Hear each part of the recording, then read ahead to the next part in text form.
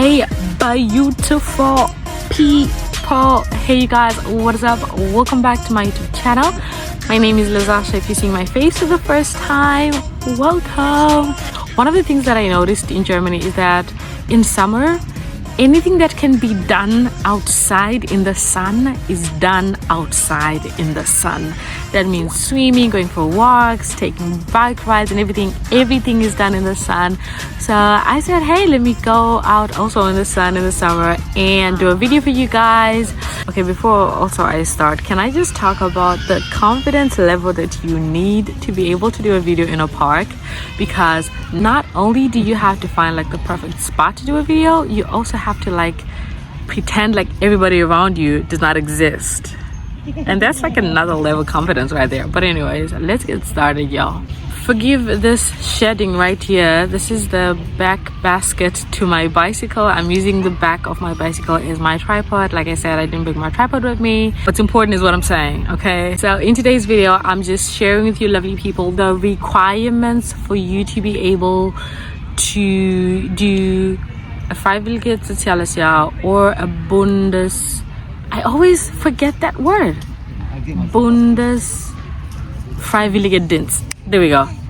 But as you guys already know, I did an FSJ, but I did do a bit of research. Basically, the requirements are kind of almost the same, and I'm gonna be talking about all of that today. Seriously, you need to be confident to do a video in a park, man. Anywho's, requirement number one, you need to be at least 16 years of age. And for FSJ, it only goes up until 26 years of age.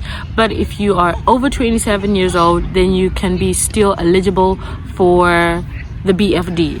Disclaimer, everything that I'm sharing in this video is based off of my own research and own experience, so make sure you also do a bit more research. Don't just base everything that you need to know off of this video. And also, of course, depending on which part in Germany you are considering going to, the requirements may be a little bit more different. You also might need to pay attention to more other things. This is just a video to kind of give you the basic guideline of what you need to keep at hand and what you may need to know. The requirement number two is that you will need to provide your academic certificates, and this also goes for the embassy as well as for the organization where you're applying to. They definitely do require you to provide them like with academics that you just basically to show that you've studied before, like you've gone through your basic schooling before applying for the FSJ. And for those coming from Zimbabwe, where I'm from, that means at least your ordinary level. You need to be able to provide a certificate for that. So the next requirement that you would definitely absolutely need, like without a question, I think this probably should have been number one, but I'm still gonna mention it right here, is the German language. And you need to provide a certificate that you have reached the B1 German level certificate. I believe it's probably, it doesn't matter whether you did it with Goethe or a TELC or whatever board you did it with, probably, as long as it's a recognized examination board and you have the B1 German certificate, you are good to go. Because once you prove that you have the German certificate, that means you can understand better and you can write better, and auf jeden Fall that you can communicate better during your FSJ period. And this is really important to them. And they also, of course, they do get to test this during your interview to really test out that B1 German level. So from the very first time that you are starting to apply for an FSJ place, of course, it is required of you to be able to provide a motivational letter. This is where you're kind of basically stating why you want to do this FSJ, or why you want to do the BFD, why you are a perfect fit, why they should even pick you. This is basically where you're just like sort of advertising yourself to the place where you want to go. So a motivational letter, and as well as a CV. And also, just to quickly put this in there, is that I have kind of noticed that the German way of writing a CV and for example like a Zimbabwean way of writing a CV are a bit different, so you might want to look out on that. Like you might want to really check out how a German CV is written or drafted. They highlight two things, which is number one, you have to make sure that you put your picture on the CV, and number two, it has to be in tabular form. I've seen this a lot of times during my applications. Like they almost always require you to present a CV that is in tabular form. And of course I don't know if I should even be saying this, but for the fact that you're kind of applying for an FSJ in a German organization where they're going to be speaking German, honey, your CV and your motivational letter has got to be in the German language, okay? I cannot say this enough, do not send them English written motivational letter. Show them that you've got the language in your bag, okay? That you can sprechen. Most, but not all, FSJ places or some BFD organizations may require you to be vaccinated. They, of course, depending on what type of activity you're going to be doing, in how much of proximity you're going to be with the people that you're going to be working with. For example, I was requested to get a measles shot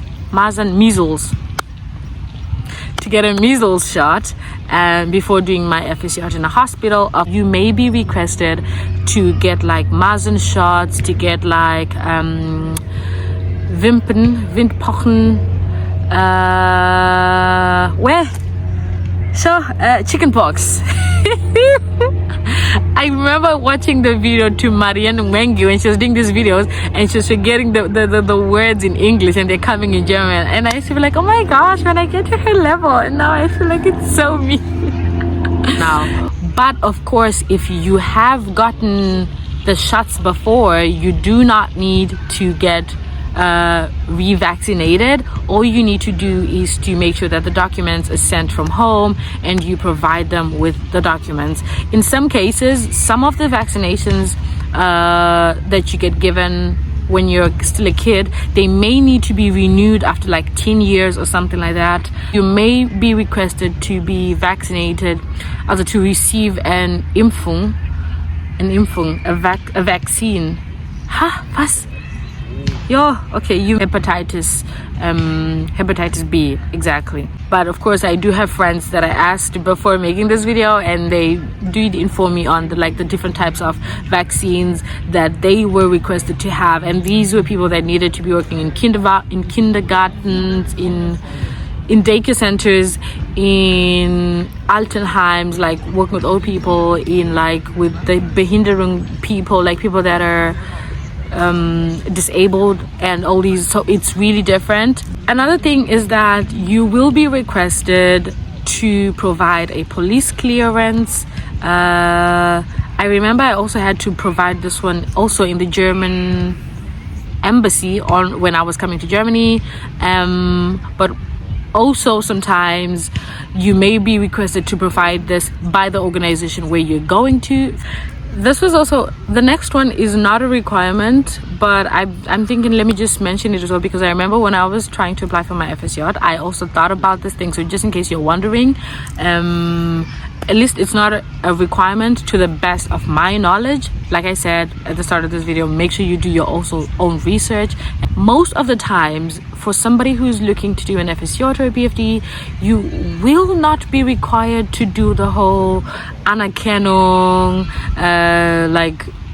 recognition of documents and stuff like that. Like Anerkennung, that's like usually mostly for people that are now looking to go into the Ausbildung or the Studium and stuff like that.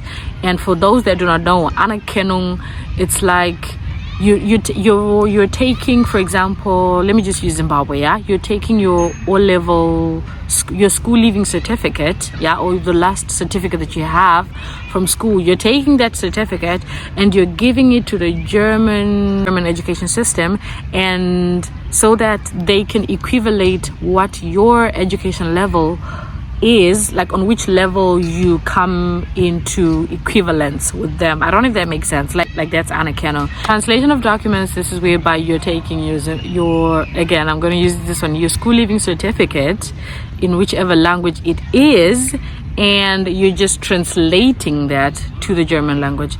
Usually, as far as I know, the translation is usually done before the Anerkennung, and also translating your document or your school leaving certificate from example English or your country's language to German is so that the Anerkennung process is probably easier.